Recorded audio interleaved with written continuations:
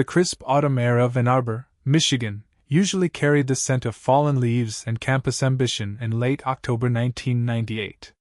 But on one particular evening, a different, far more chilling aroma hung heavy, the metallic tang of fear and the cold dread of the unknown. It began innocently enough, with a jogger veering off his usual path down a quiet residential street, drawn by an odd splotch of color under a lone street lamp. There, meticulously placed but eerily alone, lay a worn denim backpack. Its contents spilled slightly, revealing textbooks on organic chemistry and cellular biology, pages dog-eared and highlighted with the determined zeal of a scholar. A half-eaten granola bar, a set of keys, and a University of Michigan ID card with a smiling, earnest face completed the tableau. The face belonged to Laura Kim, and the abandoned backpack signaled her sudden, inexplicable disappearance, plunging a tight-knit community into a nightmare. This wasn't merely a lost item, it was a beacon, flashing an urgent warning that something terribly wrong had occurred. Laura Kim was, by all accounts, a shining star. A pre-med student at the prestigious University of Michigan, she embodied the American dream her immigrant parents had tirelessly pursued. Her days were a meticulous ballet of lectures, lab sessions, and study groups, each step carefully calculated towards her ultimate goal of becoming a pediatrician. Known for her quiet determination and infectious, if sometimes reserved, smile, Laura was immensely respected by her peers and adored by her professors. She often spent evenings poring over textbooks in the Shapiro Undergraduate Library or collaborating with her study group, a dedicated cluster of future doctors just as driven as she was. Her routine was as predictable as the changing seasons in Michigan, a comforting rhythm that underpinned her disciplined life. Laura's family, her bedrock of support, celebrated her every achievement, their pride woven into the fabric of their lives in the close-knit Korean-American community of Ann Arbor. She was their future, their hope, a testament to their sacrifices, and now, she was simply gone. The first frantic call came from Laura's parents, their voices laced with an escalating terror that transcended the phone lines. Laura wasn't home, hadn't called, and her friends hadn't seen her since their study session broke up just before midnight. This was not like Laura. She was meticulous, always checking in, always accountable. The Ann Arbor Police Department quickly initiated a missing persons investigation, but the initial hours were a blur of growing panic and frustrating dead ends. Officers canvassed the street where the backpack was found, their flashlights cutting through the thick night, illuminating every shadow, every bush, every potential clue. Neighbors were roused from their sleep, their expressions a mixture of confusion and dawning horror. Search efforts began almost immediately, spreading outwards from the silent, ominous spot where Laura's belongings hinted at a stolen future. Every minute that passed without a trace of Laura felt like an eternity, each unanswered question a hammer blow to the collective hope of her family and the community. The fear was palpable, a cold, creeping dread that tightened around every heart in Ann Arbor. If you're captivated by stories of unsolved mysteries finally brought to light, stories where justice, however delayed, eventually prevails, then you're in the right place. Be sure to hit that subscribe button to follow gripping true crime investigations just like this one. You won't want to miss how this chilling cold case, spanning decades, finally found its resolution. The initial stages of the investigation were consumed by a whirlwind of interviews. Detectives meticulously questioned Laura's friends, tracing her last known movements. Her study group members recounted their final moments together, describing Laura packing up her books, saying her goodbyes, and heading out into the cool night, seemingly heading home. Professors, colleagues, and even casual acquaintances were asked to recall any unusual behavior, any strange encounters, or any potential conflicts that might shed light on her sudden disappearance. Every tidbit, every offhand remark, was scrutinized, yet nothing substantial emerged. The police spent countless hours poring over her phone records, bank statements, and computer activity, hoping for a digital breadcrumb, but her life appeared an open book, devoid of secrets or dangerous associations. There was no sign of a struggle at the backpack's location. No witnesses reported hearing screams or seeing anything out of the ordinary. The streetlights had been functioning, the area not entirely desolate, yet Laura had simply vanished, leaving behind only her academic tools. This baffling lack of immediate leads created a growing, gnawing anxiety within the police department and the community alike. The primary obstacle was the sheer emptiness of the trail. It was as if Laura had evaporated into the crisp Ann Arbor air. There was no credible eyewitness, no frantic 911 call describing a suspicious vehicle, no CCTV footage capturing a decisive moment. The unknown abductor remained a spectral figure, a ghost in the periphery of a bustling college town. Investigators found themselves chasing shadows, their efforts frustrated by the absence of any physical evidence that could point even vaguely towards a suspect. This vacuum of information was more terrifying than a clear-cut crime scene because it offered no direction, no face to attribute the horror to. The silence surrounding Laura's fate was deafening, amplified by the desperate pleas of her family and the increasing media attention. Each passing hour without a lead chipped away at hope, replacing it with a cold, unyielding dread. The case was quickly becoming a desperate search for answers in a void. As the police struggled, the Ann Arbor community mobilized with an almost unprecedented fervor. Thousands of flyers bearing Laura's kind, hopeful face blanketed the city, taped to lampposts, storefront windows, and bulletin boards across the university campus. Volunteers organized massive search parties, combing through every park, every patch of woods, every abandoned building within miles of where her backpack was discovered. They scoured the banks of the Huron River, their flashlights cutting through the pre-dawn darkness, their whispers a testament to their collective fear and determination. Vigils were held nightly, candlelight flickering against the autumn chill, bringing together students, faculty, and concerned citizens in a shared expression of sorrow and solidarity. These gatherings were poignant, a desperate attempt to manifest hope and perhaps, through sheer willpower, conjure Laura back. Detectives, meanwhile, explored every conceivable theory.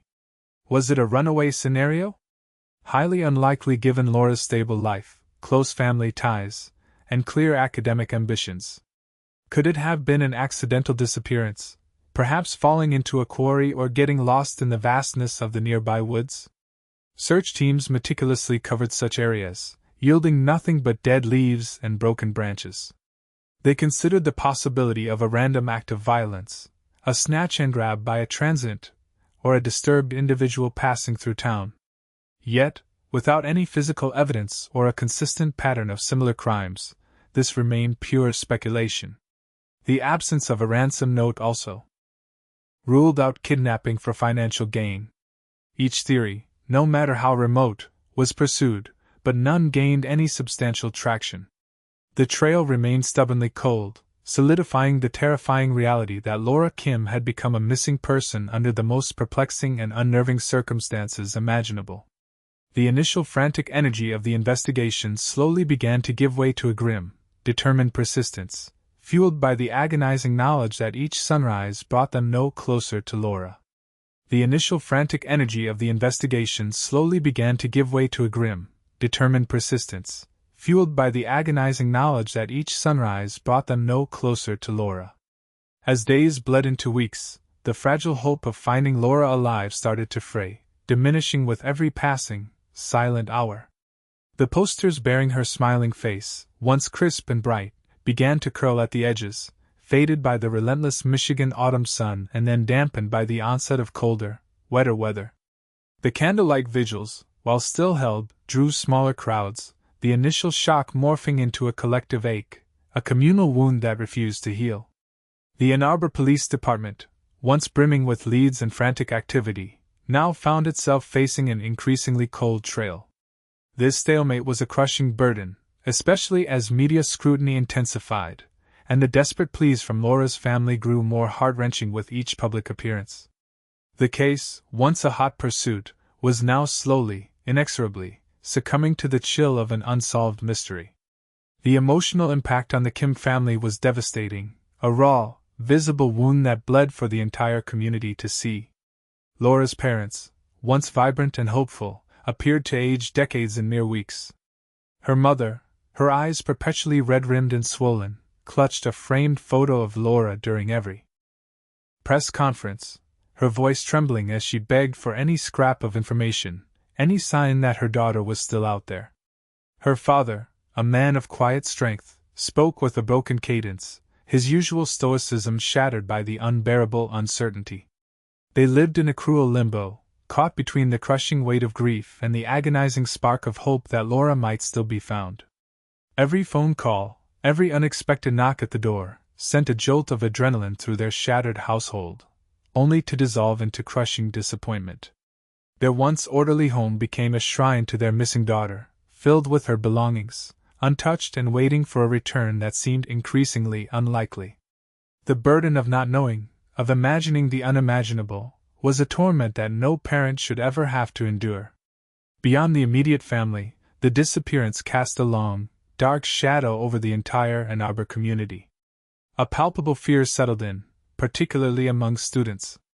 Laura had been walking home from a study group, an everyday, innocuous activity for a college student. The fact that she could vanish so completely, so silently, instilled a profound sense of vulnerability. Parents worried about their children, students walked in groups, and the once carefree campus atmosphere was tinged with an underlying anxiety. What if it happened again? Who was next?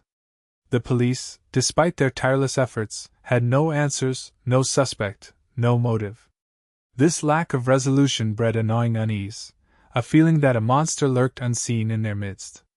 The vibrant college town, known for its intellectual pursuits and progressive spirit, now harbored a hidden fear, a constant reminder of Laura Kim's vanishing. The case became a constant headline, a painful echo in local news, a wound that refused to close. The unanswered questions were a source of constant frustration for both the community and law enforcement. Who could have taken Laura Kim? Why had she been targeted? Was it a random act, or was there some sinister, hidden connection that investigators had missed? The absence of any viable motive was particularly baffling. Laura was a dedicated student, with no known enemies, no illicit activities, and no reason for anyone to wish her harm. Her life had been an open book, transparent and focused on her future. This made the crime all the more perplexing. Was it a crime of opportunity, a chance encounter with true evil? Without a body, without a suspect, without any definitive evidence of foul play, the police were stuck. They had pursued every lead, no matter how small or tenuous, only to be met with dead ends. The frustration of law enforcement was immense. Experienced detectives, who had seen their share of difficult cases, found themselves staring into a void, unable to provide any comfort or closure to a grieving family and a terrified community. The case of Laura Kim became a notorious local cold case, a stark and painful reminder of the inexplicable, a wound on the psyche of Ann Arbor that would fester for years to come. The case of Laura Kim became a notorious local cold case, a stark and painful reminder of the inexplicable, a wound on the psyche of Ann Arbor that would fester for years to come. Days turned into months, months into years, and still, no trace of Laura emerged. Her name, once synonymous with promising ambition, slowly receded from the daily headlines, though it never truly faded from the collective memory of Ann Arbor. The initial frenzy of the investigation dissolved into the quiet, persistent work of a cold case unit, intermittently re-examining files, hoping a new set of eyes or a fresh perspective might reveal what 100 others had missed. For the Kim family, each anniversary of Laura's disappearance was a fresh plunge into the abyss of grief and unanswered questions. The hope that had once burned so fiercely was now a flickering, fragile flame, kept alive only by sheer, agonizing parental love. Laura Kim was no longer just a missing person, she was a symbol of unsolved mysteries, a ghost haunting the conscience of a community that yearned for closure but found only silence. The passage of time, however, brought with it a quiet revolution in the world of forensic science. In 1998, DNA technology was still in its relative infancy compared to what it would become. While DNA fingerprinting could link a suspect to a crime scene with remarkable accuracy, the sensitivity of testing and the breadth of available databases were limited. Over the next 2 decades, these limitations would be dramatically overcome. Techniques for extracting and amplifying minute quantities of DNA from degraded or trace evidence became routine. laboratories developed methods to analyze mitochondrial DNA, Y chromosome DNA, and even touch DNA, allowing for profiles to be generated from a single skin cell. The advent of national DNA databases, like CODIS in the United States, transformed the landscape of criminal investigations, allowing investigators to cross-reference unknown profiles from crime scenes against a vast repository of known offender samples. This technological leap offered a glimmer of future hope for cases like Laura's, where traditional leads had long since dried up. Scientists, working quietly in their labs, were forging the tools that would one day pry open the secrets of the past. Despite the case going cold, Laura's memory was not forgotten by everyone. Within the Ann Arbor Police Department, certain detectives carried the weight of her disappearance personally. For them, Laura Kim wasn't just a file number. She was a young woman whose life had been unjustly stolen, a family whose suffering echoed through the years. Detective Mark Johnson, a seasoned investigator who had been relatively junior when Laura vanished, became one of those persistent figures. He would periodically pull Laura's case file from the archives, a thick, dusty tome filled with witness statements, police reports, and forensic analyses that had all led to dead ends. He would reread every page, hoping that with new eyes and the benefit of 20 years of experience, he might spot a discrepancy, a missed clue, a shadow lurking between the lines. These periodic reviews weren't glamorous. They were often tedious, frustrating exercises in revisiting old heartbreak. Yet they were fueled by a profound sense of duty and an unwavering belief that every victim deserved justice, no matter how much time had passed. Johnson and his colleagues on the Cold Case Unit understood that advancements in technology were their best, perhaps only, hope. They meticulously catalogued every piece of physical evidence that had been collected in 1998, ensuring proper storage and chain of custody. They knew that one day, these seemingly insignificant items, a stray fiber, a speck of dirt, a smudged fingerprint, might hold the key. They often discussed the case during internal meetings, brainstorming new approaches, debating old theories, and considering whether any of the original witnesses or persons of interest should be re-interviewed. The dedication of these specific detectives was a quiet testament to their profession, a refusal to let the passage of time grant impunity to a perpetrator. Laura Kim's case, though dormant, was never truly abandoned. It merely waited patiently for science to catch up with the crime.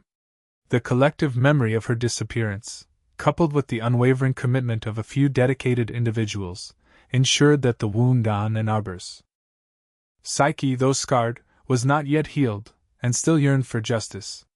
The scientific advancements were the unseen engine, slowly building the capability to address the intractable questions that had plagued them for so long. The scientific advancements were the unseen engine, slowly building the capability to address the intractable questions that had plagued them for so long. It was around 2018, almost 2 full decades after Laura Kim vanished into the Ann Arbor night, that the meticulous, often thankless work of the Cold Case Unit began to show a flicker of promise. Detective Johnson, now a veteran with silver at his temples, felt a familiar surge of determination as he oversaw the re-examination of Laura's case file. The new directives from the department emphasized utilizing the latest forensic methods on all unsolved homicides and disappearances, a mandate that breathed fresh life into old mysteries.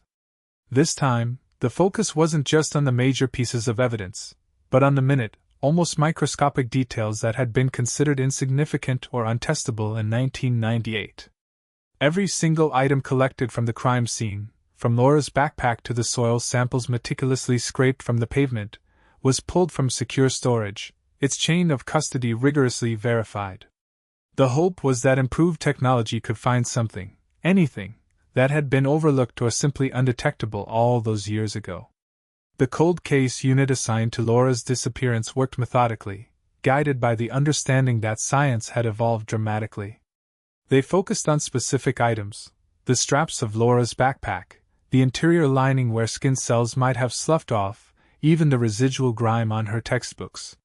These were sent to a state-of-the-art forensic lab, equipped with far more sensitive DNA extraction and amplification techniques than were available during the initial investigation. The technicians, specialists in touch DNA and degraded samples, painstakingly processed each piece. They weren't looking for a large, obvious blood stain. They were hunting for a few epidermal cells, a single hair follicle, a microscopic trace of biological material that a perpetrator might have left behind inadvertently.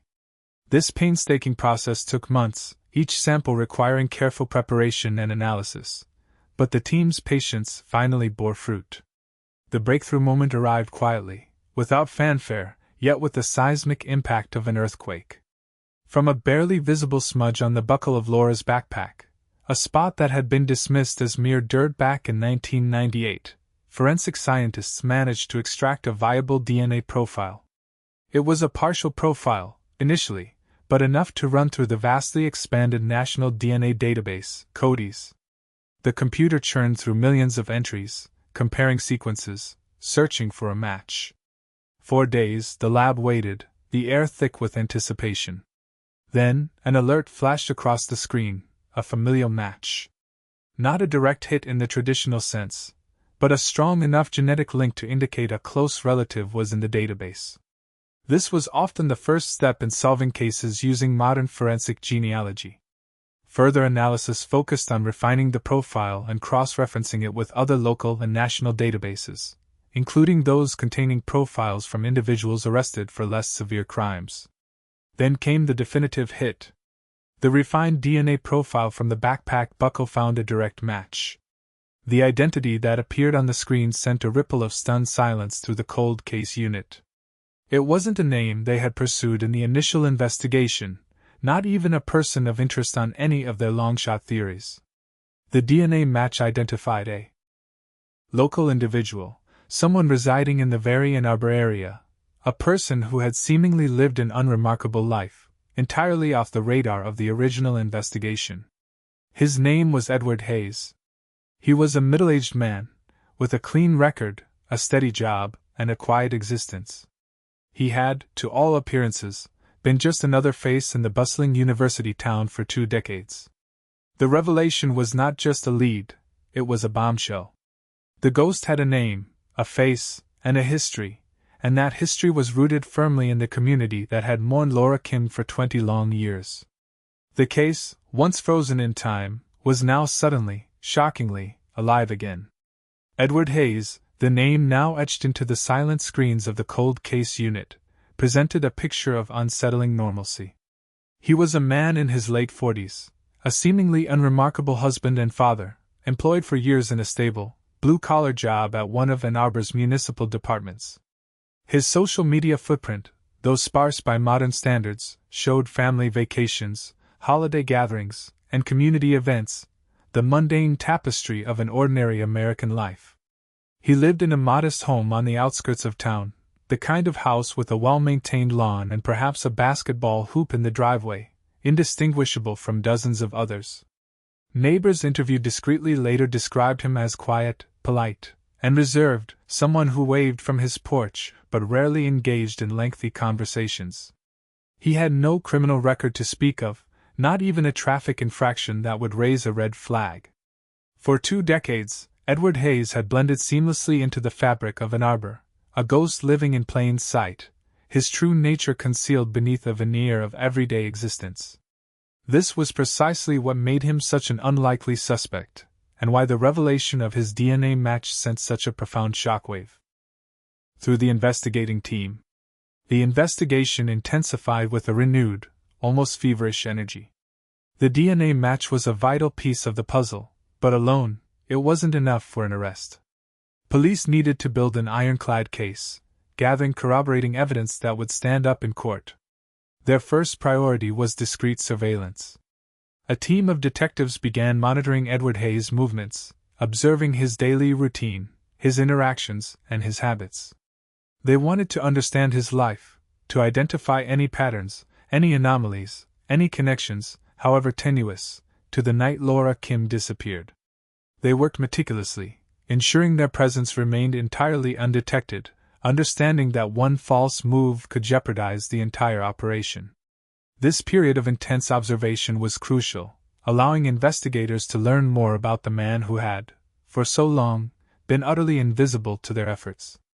Simultaneously, detectives began quietly interviewing individuals connected to Hayes, former colleagues, old friends, even distant relatives, all under the guise of routine surveys or unrelated inquiries. They probed for any information that might shed light on his character, his past, or his whereabouts on that fateful night in October 1998. Each conversation was a delicate dance, designed to extract information without alerting Hayes or anyone close to him to the true nature of their interest.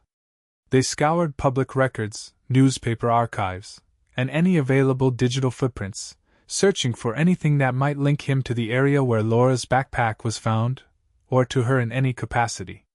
The more they dug, the more the picture of ordinary Edward Hayes began to subtly shift, revealing a man who, while outwardly unremarkable, harbored depths that remained unplumbed.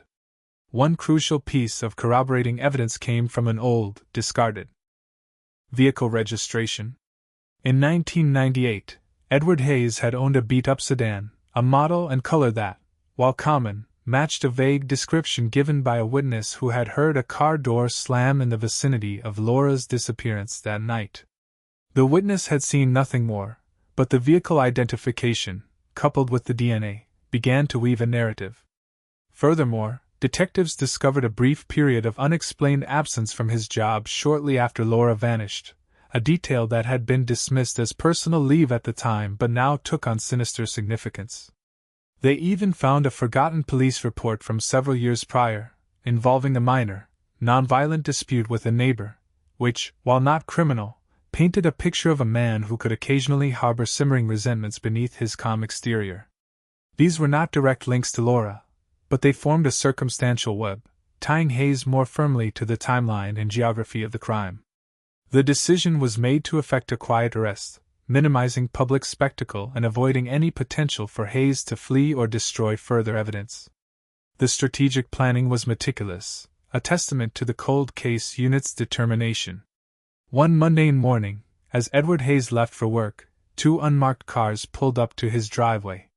Detectives, calm and professional, approached him, identified themselves, and informed him he was being arrested in connection with the disappearance of Laura Kim. There was no struggle, no dramatic chase, just a quiet, almost surreal apprehension of a man who had outwardly led an average life for 2 decades. The neighbors, if they noticed anything at all, would have assumed it was some minor incident, a traffic violation, perhaps. The immediate community, completely unaware of the bombshell that was about to drop, continued their morning routines, oblivious to the seismic shift happening in their midst. The shock of the DNA match within the cold case unit was immense, but the true shock to Ann Arbor was yet to come. This quiet arrest was merely the prelude to an upheaval that would redefine their understanding of justice and evil. The true shock to Ann Arbor was indeed yet to come. With Edward Hayes securely in custody, the police knew they couldn't keep the arrest a secret for long. The public announcement, when it finally came, ignited a firestorm across the city, ripping through the placid veneer of community life like a wildfire. News channels, both local and national, broadcast the mugshot of a seemingly ordinary man, a face many Ann Arbor residents recognized from civic events, local sports leagues, or even just passing on the street. The name Edward Hayes echoed in whispered conversations and shouted headlines, replacing the 2-decade-old mystery with a terrifyingly concrete reality.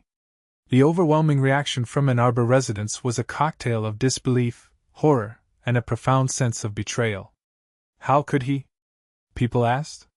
He was so normal. He volunteered at the animal shelter. He coached Little League. He lived just down the road.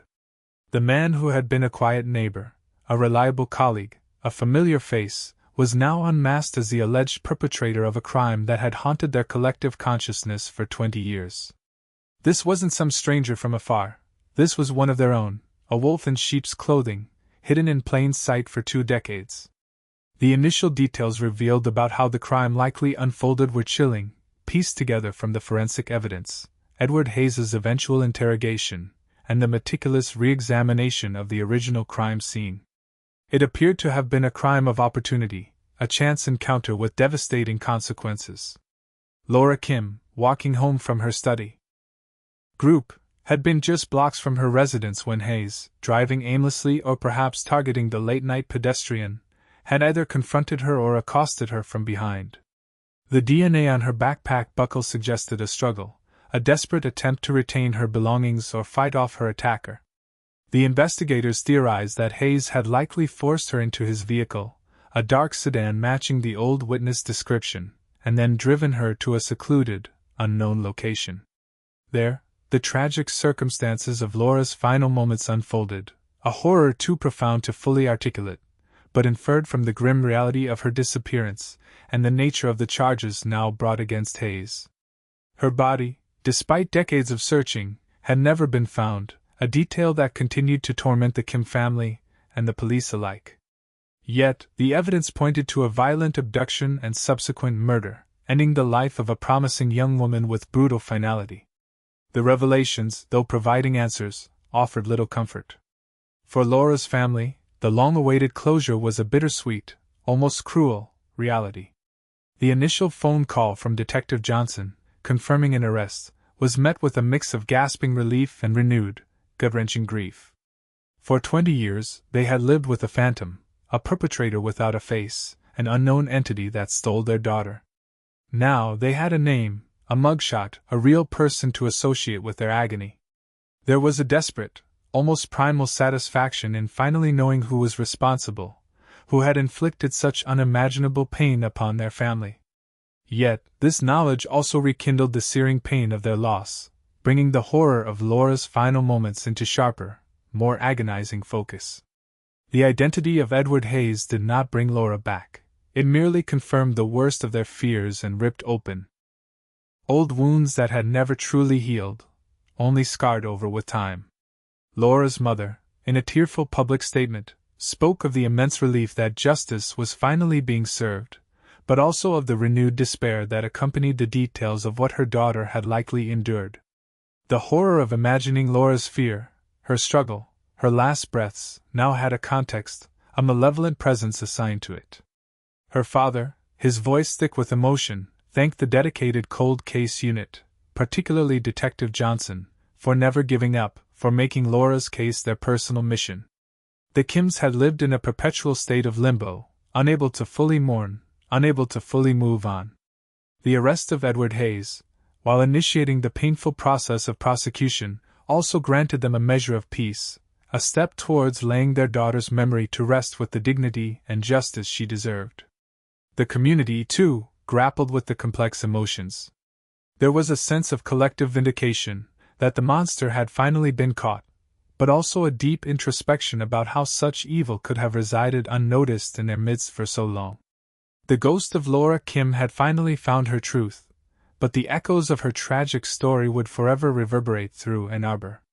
The prosecution of Edward Hayes was a grueling, meticulous process, spanning months of legal maneuvering and emotional testimony.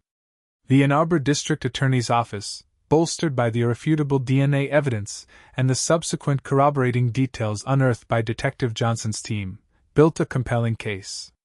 They presented a narrative of a seemingly ordinary man who, under the cloak of night, had succumbed to a dark impulse, ending a promising young life. Hayes's defense attempted to challenge the chain of custody of the original evidence and the advanced nature of the DNA analysis, arguing against the reliability of decades-old samples. However, the forensic expert's testimony was robust, detailing the scientific advancements that allowed for such precise identification. The trial became a public spectacle, drawing media attention from across the state and beyond, as the community watched, holding its breath, for justice to finally be served. Laura's parents sat in the front row every day, their faces etched with a mixture of pain and unwavering resolve, their presence a silent, powerful testament to their daughter's enduring memory. After weeks of harrowing testimony, emotional victim impact statements, and intricate legal arguments, the jury delivered its verdict. Guilty. The single word resonated through the courtroom, a thunderclap breaking 20 years of agonizing silence. Edward Hayes, the man who had effortlessly maintained a facade of normalcy, was convicted of the abduction and murder of Laura Kim. The judge, acknowledging the severity of the crime and the profound, lasting impact on the victim's family and the community, handed down a sentence of life imprisonment without the possibility of parole. Justice, though delayed by 2 decades, had finally arrived. The legal battle to bring Laura's killer to account was over, and the outcome, while incapable of bringing her back, affirmed that her life mattered, and her loss would not go unpunished. The resolution was definitive, tying a bow on a case that had once seemed destined to remain forever open. The impact of this resolution on Laura's family was profound and multifaceted. For Laura's mother, the conviction brought a fragile sense of peace, a quiet understanding that the monster responsible for her daughter's fate would never harm another. She spoke of how she could finally, truly, grieve, no longer haunted by the unknown. Her father, a man of few words, offered a rare, melancholic smile, a gesture of relief that the torment of uncertainty had ceased. Yet, the closure was bittersweet. The passage of time had not erased their pain, only tempered it. The void left by Laura's absence remained, a permanent space in their lives that no verdict could ever fill. They found solace in knowing Laura's memory was honored, her story told, and her suffering acknowledged. The Ann Arbor community, too, experienced a collective catharsis. The apprehension and conviction of Edward Hayes allowed them to release the communal breath they had collectively held for 20 years. There was a renewed sense of security, a belief that even the darkest secrets could eventually be brought to light. The case of Laura Kim became a poignant symbol of perseverance, a testament to the enduring hope for cold cases. It underscored the relentless dedication of law enforcement, exemplified by Detective Johnson and his team, who refused to abandon a forgotten victim. It highlighted the incredible evolution of forensic science, demonstrating how technological advancements could retrospectively unravel crimes thought long unsolvable. Laura's story became a beacon, signaling that breakthroughs in DNA analysis and database matching offer a powerful tool in the pursuit of justice, giving families of victims renewed faith that their loved ones' cases might one day find resolution. Her tragedy became a lesson in the indomitable spirit of investigators and the transformative power of science, ensuring that even after decades, justice can prevail, bringing a measure of peace, however fragile, to those who have waited the longest. If Laura's story has moved you, if you believe in the power of persistence and the eventual triumph of justice, then remember to like this video, share it with others, and subscribe to our channel. Your support helps us continue to shed light on these critical stories, ensuring that no victim is ever truly forgotten.